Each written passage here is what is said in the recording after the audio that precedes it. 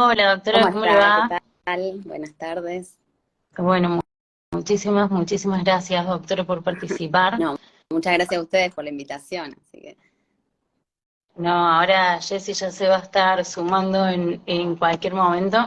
Y bueno, y gracias por sumarse a hablar de este tema tan importante para todos. bien, Bueno, déjame presentarte.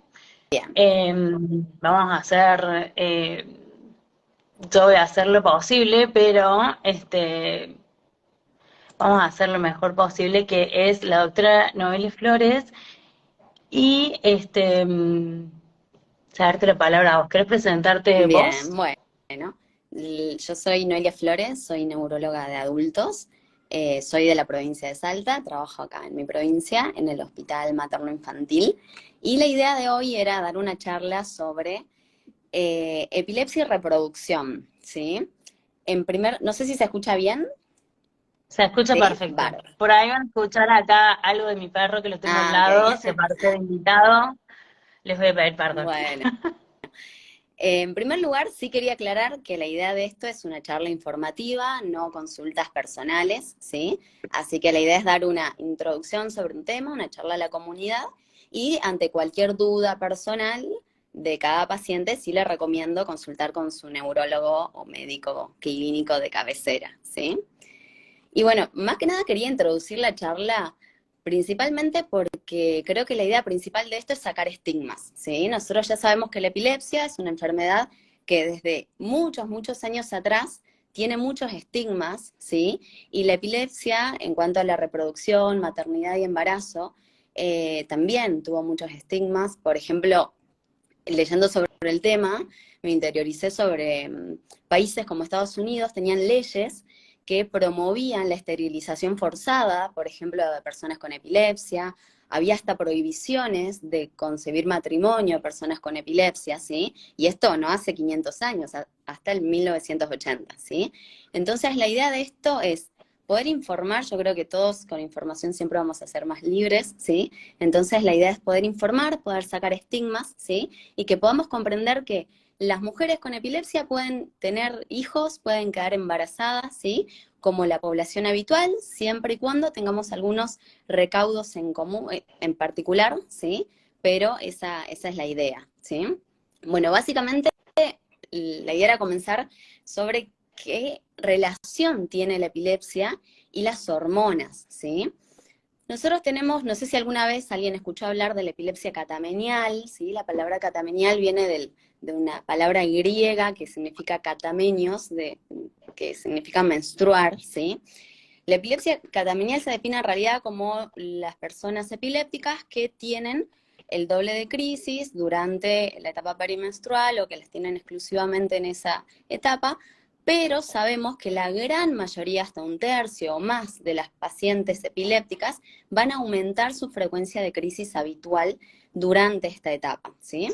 Esto ya desde el ¿Le, 1800, le puedo hacer una pregunta ahí? Esto que ¿sí? acaba de decir es, ¿tiene que ser solo durante la crisis, perdón, durante el periodo o puede ser antes? Por ejemplo, yo en mi caso sé que una semana antes del periodo Sí, estoy para atrás. sí. Mareos, soy más propensa a tener crisis, es muy probable que tenga alguna crisis. Sí. ¿Eso también es epilepsia Sí. catamenial o Ahora no? les explico un poquito, ¿sí? Justo les voy a hablar de ese tema.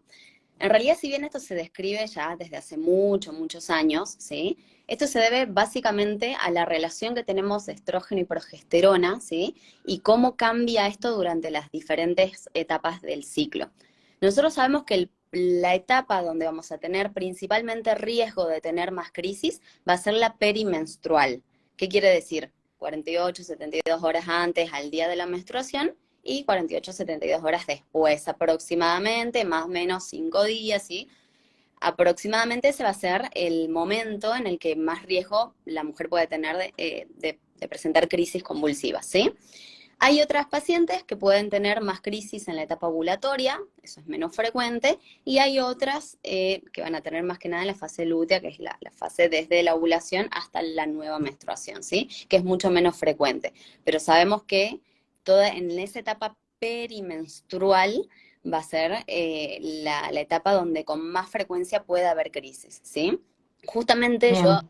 soy muy, muy, muy insistente con mis pacientes con respecto a los diarios de crisis, ¿sí? ¿Por qué es importante saber esto en los pacientes? Si nosotros sabemos el momento en el que tiene mayor frecuencia de crisis, podemos ayudar, ¿sí? Podemos hacer tratamientos hormonales o no hormonales que van a beneficiar a la paciente, ¿sí?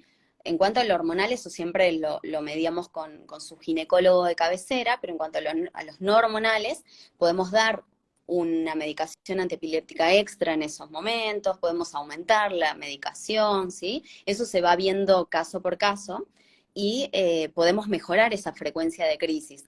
Por eso, yo soy, como les digo, súper insistente con el calendario de crisis. A mis pacientes siempre les pido que me anoten los días que tienen crisis en el calendario y a mis pacientes mujeres que me anoten los días del periodo, cosa que podamos conocer un poquito cuál es su frecuencia habitual de crisis y si la vemos que está bastante cerca de la fase perimenstrual o de alguna fase en particular del ciclo, podemos ayudar con alguna medicación, ¿sí? Básicamente, o sea, esa sería la relación, ¿sí? O sea, hay mucha relación entre las hormonas y la epilepsia, pero básicamente podemos ver el aumento de frecuencia de crisis en esa etapa, ¿sí? Después, guiándome un poco sobre las preguntas que vi que habían hecho y que publicaron, ¿sí? Queríamos hablar un poquito de epilepsia y anticoncepción, ¿sí? Nos pasa mucho cuando llegan las pacientes al consultorio, por sobre todo en las primeras consultas, nos dicen, bueno, entonces, ahora que tengo este diagnóstico, ya no puedo tomar nunca más anticonceptivos, o cómo tengo que hacer, cómo me tengo que cuidar.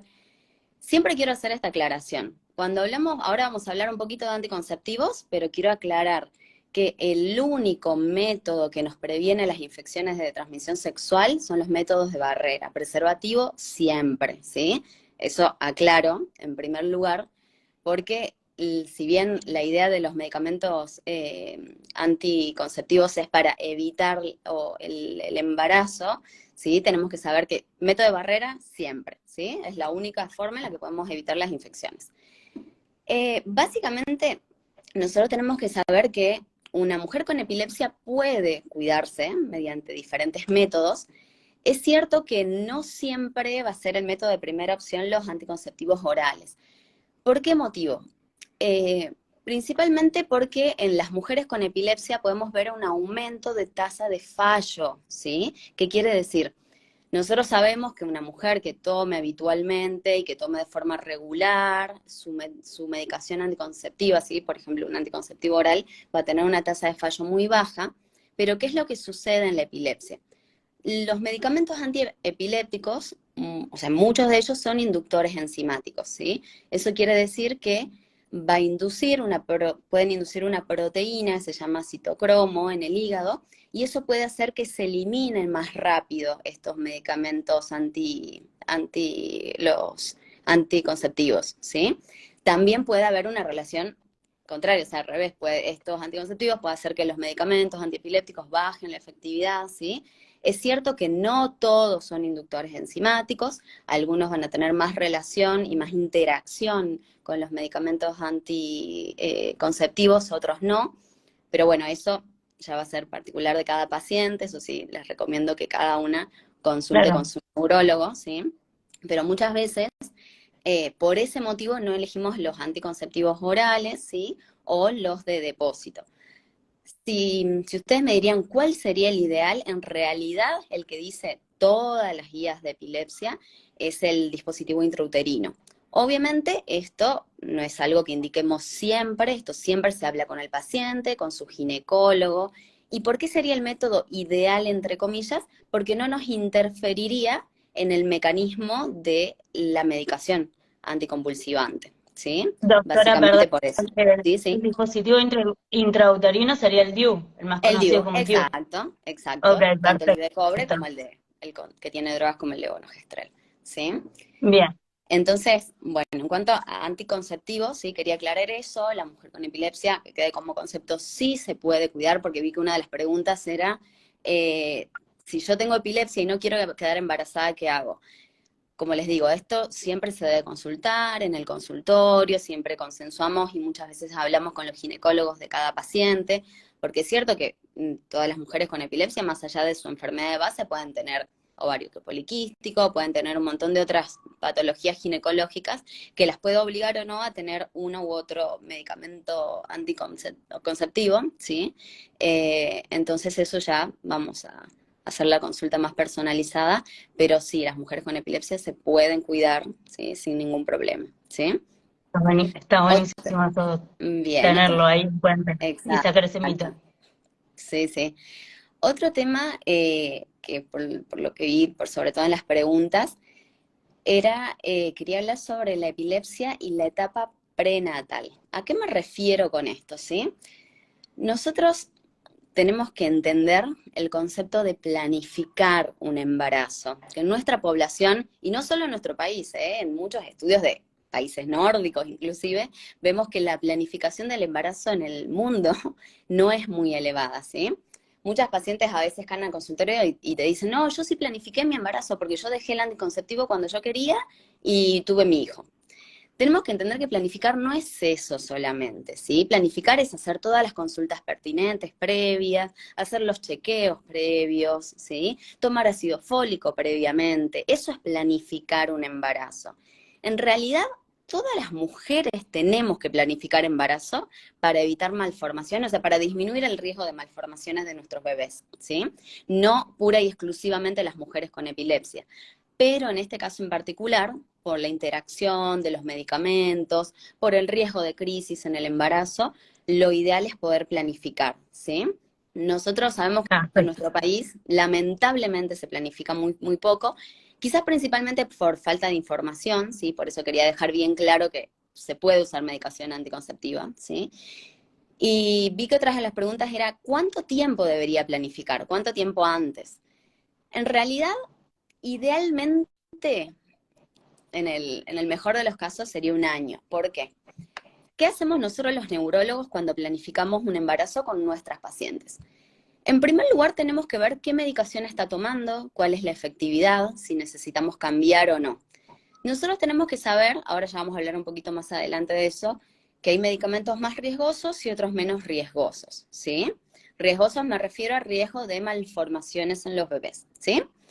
Eh, entonces, muchas veces, si nosotros hacemos todo con mucho tiempo de anticipación, con antelación, con todos los controles previos, si tenemos un medicamento de un poquito más de riesgo, podemos cambiarlo a otro de menos riesgo.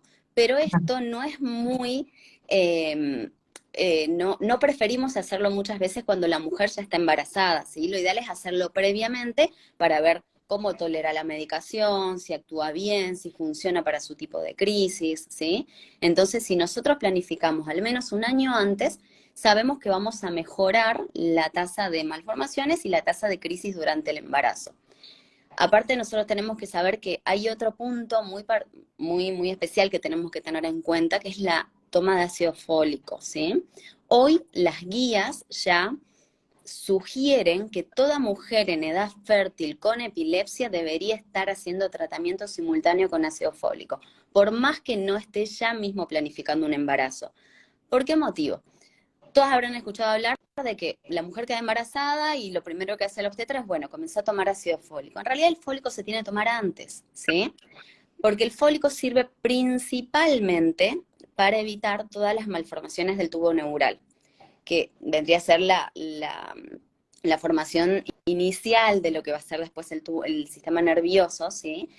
Y esto se produce en las primeras semanas del embarazo. Entonces, si yo me entero que estoy embarazada en la semana 8, en la semana 9 o más adelante, ya pasó esa etapa, ¿sí? claro. Es cierto que en estudios también se ve que el ácido fólico, más allá de prevenir todas estas malformaciones del tubo neural y otras malformaciones anatómicas, también mejoraría los trastornos cognitivos del niño, ¿sí? Nosotros tenemos que saber que mientras antes lo hagamos mejor, ¿sí? Como les digo, las guías hoy en día hasta sugieren que toda mujer en edad fértil lo debería tomar.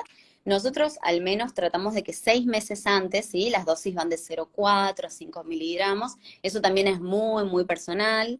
Eso se ve los antecedentes de malformaciones en las familias, se ve la medicación que toma el paciente, sí, eso es bastante personal, pero el planificar el embarazo también incluye eso, no solo que hablemos o modifiquemos la medicación antiepiléptica, ¿sí? Sino poder introducir el ácido fólico en el tratamiento diario de la paciente para que este bebé sea concebido con una buena dosis de ácido fólico previa, ¿sí?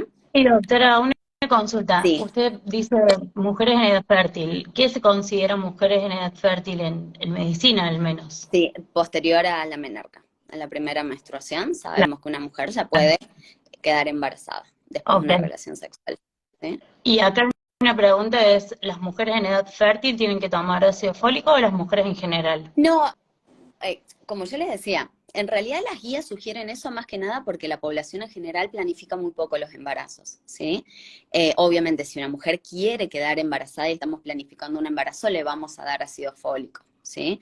En realidad, como les Bien. decía, cada caso es particular, ¿sí? Las guías siempre sugieren, no es algo que uno en la práctica permanentemente, pero las guías sugieren esto más que nada, como les digo, porque es muy, muy poco frecuente que la población hoy en día planifique el embarazo como se Bien. debe y de repente llegan embarazos sin planificar y si no estaba, y como les digo, si nos enteramos que estamos embarazadas en la semana 12, en la semana 15 y ya pasó la primera etapa, ¿sí? Claro, Principalmente buenísimo. por eso. Y después otra pregunta que tenías, usted está Sí, hablando de tasas de malformación. Más o menos, ¿qué sería esa tasa de bien. malformación y qué número? Bien, a ver, nosotros tenemos que saber, hay una palabra, ¿sí? Que es como la palabra temida, se llama la palabra teratogénesis, ¿sí? Teratogénesis quiere decir anormalidades estructurales o funcionales durante el desarrollo embrionario, ¿sí? O sea, durante el desarrollo del bebé. Nosotros tenemos diferentes tipos de malformaciones, ¿sí? De teratogénesis. Tenemos principalmente las anatómicas, o funcionales, o estéticas, y las cognitivas, ¿sí? Las cognitivas son las relacionadas al coeficiente intelectual de ese niño, futuro, a los trastornos conductuales, ¿sí? Entre otros, ¿sí? Nosotros tenemos que saber algo, y esto quiero hacer la aclaración. La población general, ¿sí? Tiene un riesgo de malformaciones, ¿sí? Que eso, la tasa es muy variable, algunos estudios dicen 1%, 3%, 5%, sí depende de la población. ¿Y de qué va a depender eso? Justamente si planificamos o no un embarazo, de los antecedentes genéticos que tenemos, ¿sí? De los cuidados que tenemos en el embarazo, del consumo de drogas, de sustancias, de la nutrición en el embarazo, de los cuidados, los controles, ¿sí? Va a depender mucho de eso. En epilepsia sucede algo en particular, ¿sí? Que nosotros sabemos, en primer, también quería hacer la aclaración, esto no solo pasa con los medicamentos anticonvulsivantes, sino con cualquier medicación que puede tomar una mujer embarazada. Nosotros los médicos somos bastante cautelosos, ¿sí? Porque tenemos que saber que esa medicación que damos a una mujer embarazada la estamos dando a ella y a su bebé, ¿sí? Entonces, toda medicación, desde un antibiótico, un antigripal, una medicación para la gastritis y cualquier medicamento, es mucho más elegido, sí, es mucho más pensado para una mujer embarazada versus una mujer no embarazada, ¿sí? Desde un analgésico en general. ¿Qué es lo que sucede con los medicamentos antiepilépticos, sí?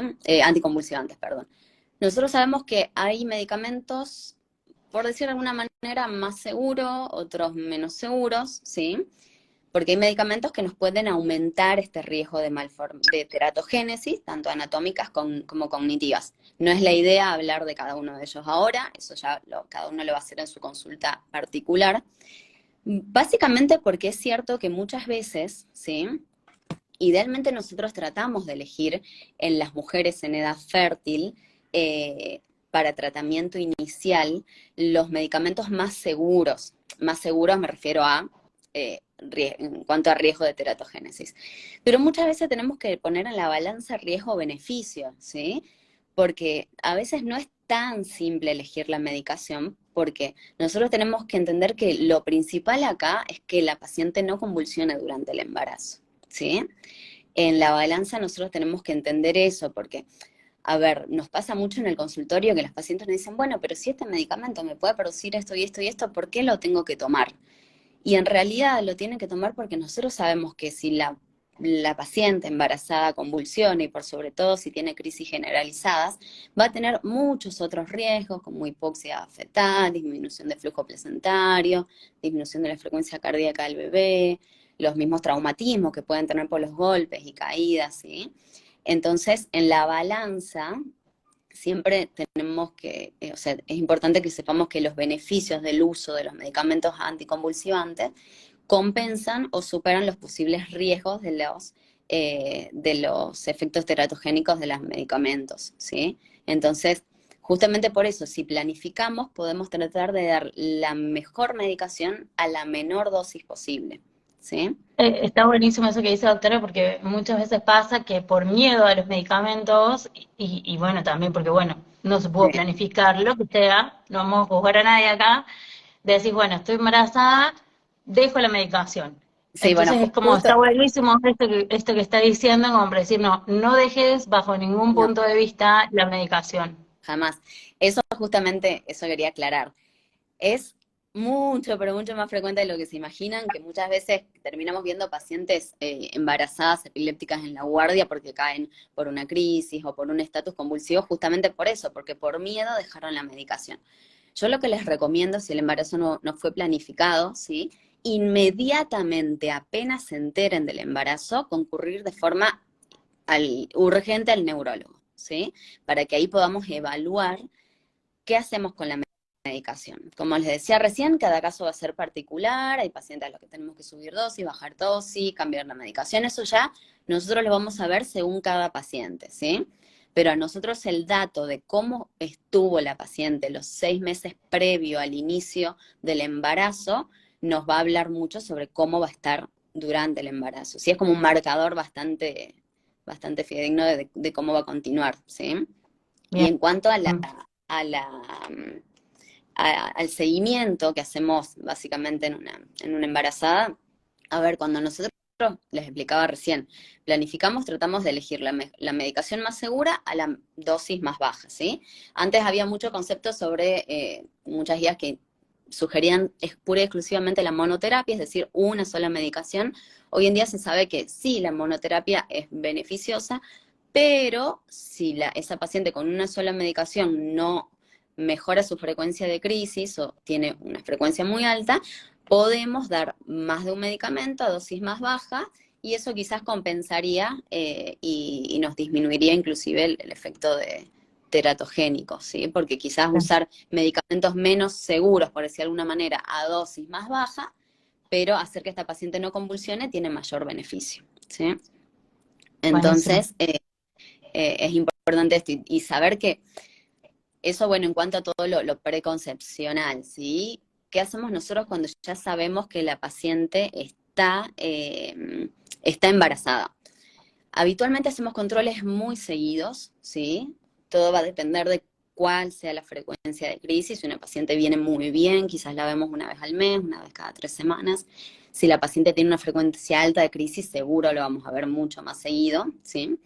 Y básicamente, más allá del control neurológico y de ver cómo va con la medicación y demás, nosotros tenemos que saber que durante el embarazo la mujer va a tener muchos cambios, ¿sí? Muchos cambios hormonales, cambio de peso, cambia el flujo sanguíneo, cambia la cantidad de sangre que tenemos, cambia el metabolismo del hígado, cambia el aumento o sea, aumenta el flujo sanguíneo renal, ¿sí? Y todos esos cambios van a hacer que los medicamentos anticonvulsivantes puedan cambiar, ¿sí? O sea, puedan disminuir o aumentar. La gran mayoría disminuye, ¿sí? Entonces es por eso que muchas veces pedimos dosaje de medicación en sangre, ¿sí? Afortunadamente la gran mayoría de medicamentos que usamos se pueden dosar. Entonces, en la práctica, lo ideal es al menos una vez por trimestre poder dosar la medicación y de hecho muchos de los medicamentos, por sobre todo los más seguros para el embarazo, tienden a eliminarse mucho más rápido a medida que va pasando el embarazo, entonces tenemos que ir aumentando la dosis progresivamente, ¿sí? Y eso habitualmente lo controlamos con los dosajes, ¿sí? Por eso es importante también la consulta frecuente, porque obviamente, como les decía hace rato, el calendario es fundamental también en Claro. ese En momento, este, ¿sí? Sí, sí, sí, fundamental. Sí, yo soy, como les digo, soy súper insistente con el calendario de crisis con mis pacientes, justamente por eso, porque es la mejor manera que tenemos de conocerlo y de saber cómo va con su frecuencia de crisis. Doctora, una Sí. consulta. ¿Y Sí. cuál es el rol de la familia, digamos, cuando está en esa parte el apoyo, digamos, cómo tiene que acompañarla a la embarazada? Bien. A ver, en realidad nosotros sabemos que todos estos cambios hormonales y demás, el aumento, las náuseas, los vómitos, también nos va a cambiar un poquito el metabolismo quizás de algunos medicamentos y demás. El sueño también nos puede cambiar, eso es fundamental. A ver, hay una palabra que yo aprendí mucho cuando fui mamá, y es la mapaternidad, ¿sí? En realidad nosotros en la embarazada, por sobre todo en toda la etapa posterior al parto, quería hablar un poquito del embarazo, pero bueno, nos adelantamos y hablamos con esta pregunta un poquito de qué hacer después que nace el bebé, ¿sí? Es fundamental entender el concepto de que la crianza tiene que ser en conjunto, ¿sí? Ya sea con el padre, abuelo, tío, ¿sí? Quienes estén en la familia, por sobre todo con una mujer con epilepsia, ¿sí? Porque nosotros tenemos que saber que cuando somos mamás, muchas cosas cambian, por sobre todo en la primera etapa. El sueño es una de las principales. A veces nos cuesta mucho dormir, ya sea por dar la teta, porque el bebé duerme pocas horas y demás. Entonces, lo ideal sería que haya un apoyo para que la mujer pueda tener al menos 6 horas de sueño conciliador, ¿sí? Sería lo ideal. Y eso obviamente se hace trabajando en conjunto, ¿sí? Sola es imposible. Así que acá toma un rol fundamental toda la familia. Tal cual, mucho apoyo de todo el mundo. Exacto, exacto.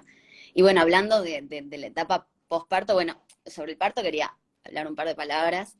Es cierto que en la población general muchas de las mujeres epilépticas tienen parto por cesárea. En realidad esto también se ve cada caso en particular. Hay mujeres epilépticas que pueden tener parto normal. Eso va a depender de un montón de factores, pero principalmente de cómo estuvo en los últimos meses del embarazo. Como estuvo me refiero a qué frecuencia de crisis tuvo en la última, en el embarazo en general, pero por sobre todo en los últimos meses, ¿sí?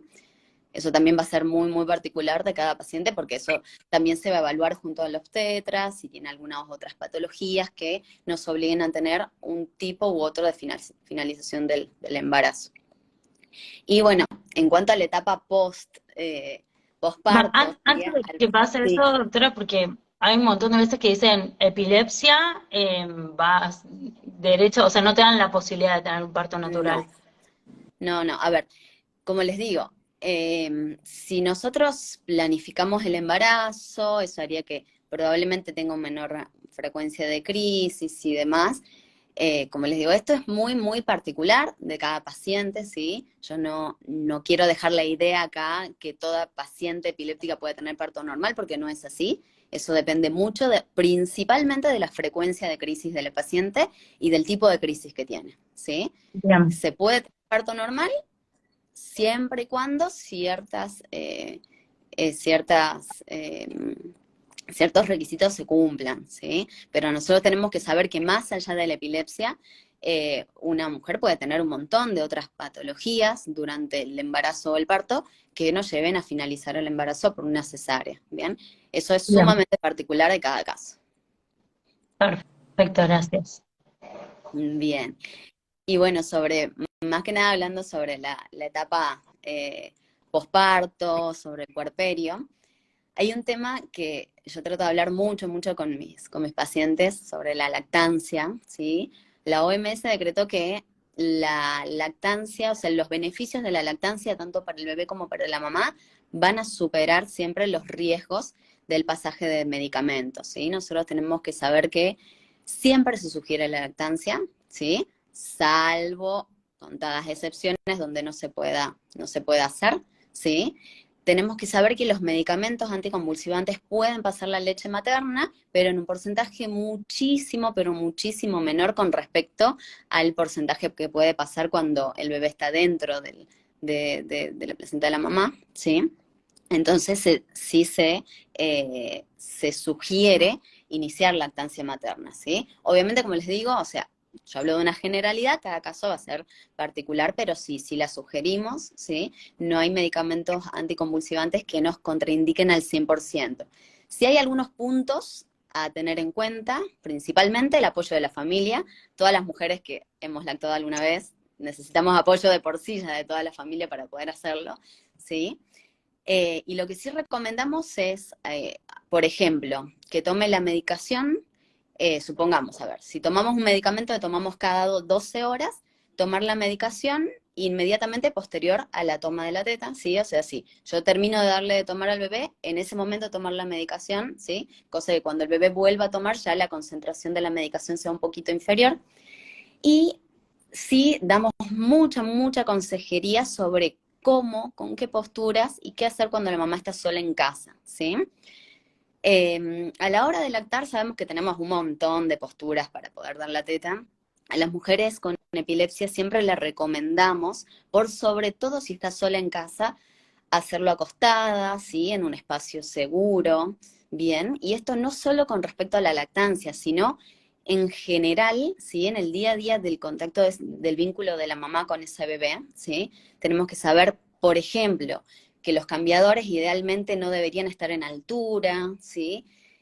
A la hora del baño del bebé, idealmente que esté acompañada, ¿sí? Que esté acompañada de alguien, que esté siempre con la puerta del baño abierta, que pueda avisar, ¿sí? Tratar de evitar que bañe sola al bebé, ¿sí? Si la mamá se queda sola en casa, evitemos estar cargando al bebé continuamente, tratemos de usar un cochecito o permanecer más tiempo acostadas con el bebé, ¿sí? Como sabemos que es una etapa en la que las mujeres dormimos mucho menos, tratar de, por ejemplo, ayudarnos con alarmas para no olvidar la toma de los medicamentos, ¿sí? Que la familia ayude en esto también es fundamental, ¿sí? Y como les decía, que sea un trabajo en equipo, un trabajo conjunto, para que la mujer con epilepsia pueda dormir al menos 6 horas por día, porque sabemos que la falta de sueño aumenta el riesgo de crisis, baja el umbral, entonces nos va a aumentar el riesgo de crisis. Esto en la población epiléptica en general, ¿sí? Entonces sabemos que si nos mejoraría, si tenemos una mejor calidad de sueño, el riesgo de crisis va a ser menor. Y obviamente para las pacientes con epilepsia focal, es decir, aquellas que tienen un aura, un aviso antes de la convulsión, tienen que saber que si llegan a tener el aura y están con el bebé, inmediatamente avisar con quien estén, o si están con el bebé a UPA cargándolo, dejarlo inmediatamente, ¿sí? Y ponerse en un lugar seguro, ¿sí? Para que evitemos los riesgos de traumatismo, de caída, tanto de la mamá como del bebé. También hay mucha recomendación sobre hacer colecho o no hacer colecho, ¿sí? Las pacientes que tienen mayor frecuencia de crisis nocturnas no sería lo recomendable, pero bueno, esto va a depender de cada caso en particular, de cada familia en particular, si esa mamá duerme sola con su bebé o si hay una compañía, ya sea el papá o algún otro familiar, ¿sí? Va a depender mucho de eso, pero sí es algo que, por sobre todo las pacientes que tienen un mayor porcentaje de crisis nocturnas, tratamos de evitarlo, ¿sí? Definamos colecho para quienes no Ah, son de bueno. acá de Argentina. No, colecho es dormir con el bebé al lado, básicamente. Hermoso. Bueno, buenazo. Buenazo que esté explicando todo eso porque recibimos muchos mensajes Sí, donde de los mayores miedos es qué pasa cuando tengo que amamantar a mi bebé, qué pasa cuando con la reducción del sueño, muchos miedos alrededor de eso. Entonces, sí, buenísimo todos estos datos que nos está dando. Así que gracias por eso. bien. Después yo había visto, que le contaba a Jessica justo antes del vivo, había anotado un poco las preguntas que habían subido. Eh, si bien ya básicamente terminamos respondiendo todas, no sé si quieren que las repasemos. Bueno, sí, bueno, esta justo del sueño estaba ahí particularmente, Sí, sí, sí. así que buenísimo que lo hicimos, ¿sí? Perfecto. Vi que habían preguntado, por ejemplo, ¿tengo que cambiar la medicación cuando quiero quedar embarazada? Eso, bueno, ya lo había explicado, eso va a depender de cada caso en particular. Si está tomando medicaciones más riesgosas, por decir así, entre comillas, tratamos en lo posible de cambiarlas por otras más seguras, pero eso va a depender de la frecuencia de crisis del paciente, del tipo de crisis y demás. Siempre si planificamos va a ser mejor, ¿sí? Después había otra pregunta sobre si hay medicamentos más riesgosos que otros. Sí, hay medicamentos que nos pueden aumentar en mayor porcentaje el riesgo de malformaciones, tanto anatómicas como cognitivas. No es la idea ahora comenzar a nombrarlas ni mucho menos, sino esto ya cada uno lo va a hablar con su neurólogo, ¿sí? Pero sí, hay medicamentos que elegimos más y otros elegimos menos, ¿sí? Después, ¿qué pasa si quedo embarazada? Estoy tomando medicación de riesgo, la debo dejar de tomar. Esto quiero que quede súper claro. No se debe hacer eso. Se debe consultar inmediatamente al neurólogo, ¿sí? No, o Buenísimo. sea, no suspender la medicación inmediatamente. Esto no lo hagamos, ¿sí? Después, ¿qué pasa si no Bien, quiero quedar embarazada? Como les expliqué, las mujeres con epilepsia tienen toda la libertad de poder usar múltiples métodos anticonceptivos, ¿sí? Como les expliqué inicialmente, muchas veces no son de primera elección los hormonales, más que nada por la interacción que tienen con los medicamentos anticonvulsivantes, pero eso va a depender de cada caso en particular, va a depender de la elección del medicamento, ¿sí? Para tratar la epilepsia, bien, pero sí se pueden usar. Como les dije, podríamos elegir, el ideal sería el DIU, pero bueno, no en todos los casos se puede poner DIU, ¿sí? Entonces, eso ya se va a mediar tanto con el neurólogo como con el ginecólogo de cada paciente. Después, ¿qué pasa con la medicación cuando una se queda embarazada? Como les decía, los medicamentos, por sobre todo los medicamentos más seguros, tienden a bajar la concentración, más que nada porque aumenta el metabolismo hepático y porque aumenta la eliminación renal. Entonces eso hace que tengamos que aumentar un poquito las dosis, un poquito o bastante, ¿sí? Progresivamente a medida que va pasando el embarazo. Y bueno, por eso son fundamentales los controles con el neurólogo, donde hacemos dosajes y demás estudios, vamos evaluando con el calendario de crisis cómo va la paciente y según eso vamos aumentando la medicación. Y acá había otra pregunta, decía, no tomo pastillas por la medicación, pero tampoco quiero quedar embarazada. Ese caso, bueno, ya debería consultarlo bien con su neurólogo, pero saber que el DIU siempre es una opción, ¿sí? Que hay muchos otros métodos para cuidarse y siempre vuelvo a hacer la aclaración, el único método que nos previene las infecciones de transmisión sexual es el método de barrera, el preservativo, ¿sí? Que tal cual. eso se puede usar sin ningún inconveniente, ¿sí? O sea, Claro. Y inconveniente acá, relacionado a la epilepsia. tal cual, y el que nos previene de todo, digamos. Exacto. Acá hay una pregunta que mandaron que es si hay muchas posibilidades de que un hijo, tanto de una mujer o de un hombre con epilepsia, herede la epilepsia. A ver, esto en realidad va a depender de un montón de factores, ¿sí? Va a depender de, primero, qué tipo de epilepsia tiene esa mamá, si es una epilepsia lesional o no, qué tipo de crisis tiene, ¿sí? En realidad, a ver, hay pacientes que pueden tener, por ejemplo, epilepsia posterior a un traumatismo de cráneo y una neurocirugía, que eso nada va a tener, o sea, no va a tener relación con si va a tener o no epilepsia ese niño, ¿sí? Pero hay otros pacientes que sí pueden tener epilepsia más relacionada al origen genético, es decir, en realidad eso va a ser muy particular dependiendo del tipo de crisis que tenga cada paciente y el tipo de epilepsia, más allá de todo. Claro, perfecto.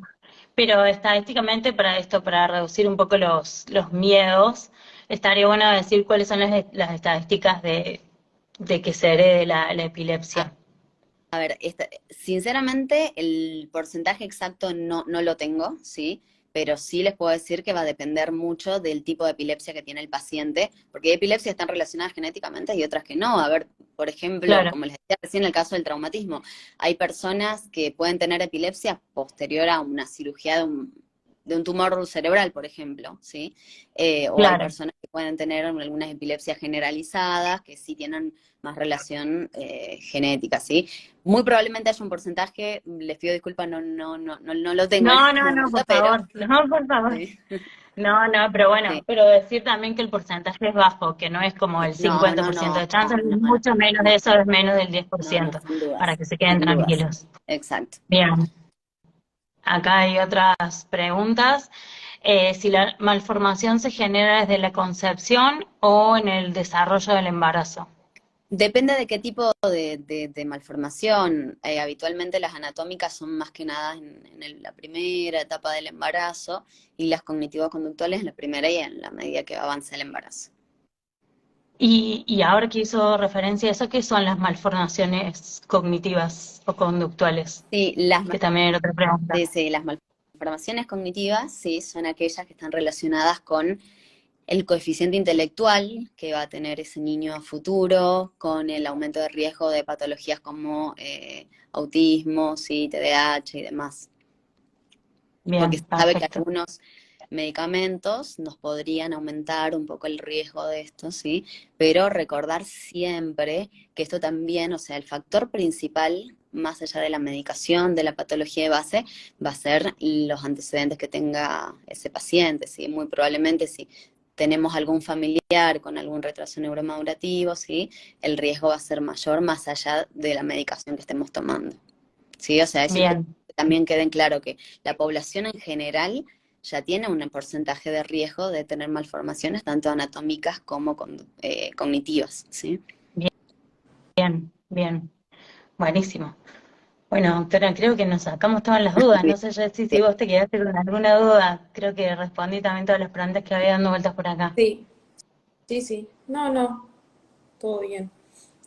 Bárbaro. Bueno, bueno, no sé si quiere comentarnos algo más, sino agradecerle, la verdad que muy, muy clara su charla y hermoso todos los mitos que estuvimos agregando. Creo que fuimos a todos los puntos claves en relación al embarazo. Muchas. Bien. Sí, básicamente quiero que queden claro que la idea es que saquemos los mitos, los desterremos ya, ¿sí? Por sobre todo en esta enfermedad que ha tenido tantos mitos a lo largo de la historia, ¿sí? Entonces, que sean, o sea, que las mujeres epilépticas sepan que pueden ser mamás, bien, pero que no exclusivamente por tener epilepsia, pero la población en general idealmente debería planificar el embarazo para disminuir el riesgo de malformaciones, ¿sí?